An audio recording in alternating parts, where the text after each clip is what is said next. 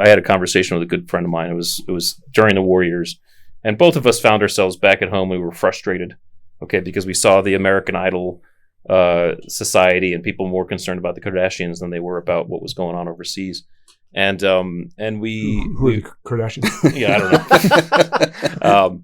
And we had to really talk this out, and in talking it out, we kind of came to this question, and that is what is freedom? What are we actually fighting for? Okay, I think all of us can have the story, at least as kids, have the story of leaving our, getting on the plane to go overseas, and oftentimes it's like at midnight or 1 a.m. Right? For some reason, we're always leaving at night, so we hit the cycles properly.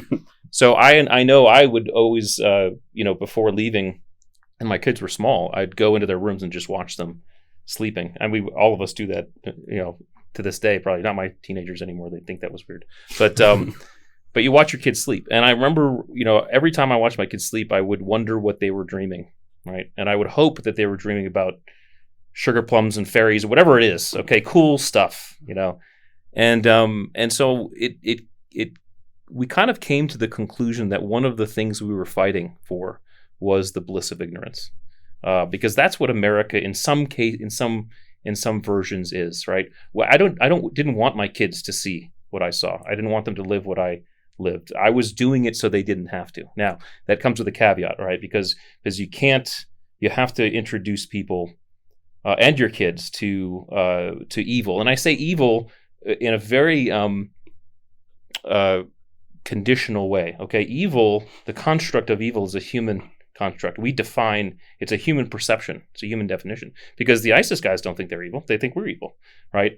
And I think it's more important for us to educate our children, and in fact educate all Americans on doing the thought experiment on evil and what it is and what it means, instead of just labeling. I think a part of our problem is, especially today, with the political correctness on one side and the absolute kind of fanaticism in some cases on other sides, is the binary nature of arguments today. And our politics now has reflected that. It's either red or blue.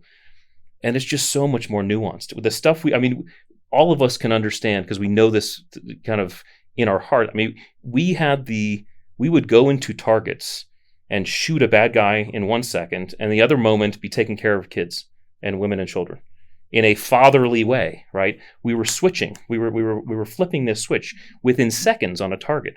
And it's that type of balance that I think needs to be more explained. Look at what these folks are doing, whether it was us or other forces, the ability to move inside of this really weird, horrible environment. So I think it's more what we need is a permission to think, and permission to debate, and permission to disagree. All of us, it's cool because I could say something that any of you say, you know what, I completely disagree, right? And we'd have a wonderful discussion about it. We'd still love each other like brothers.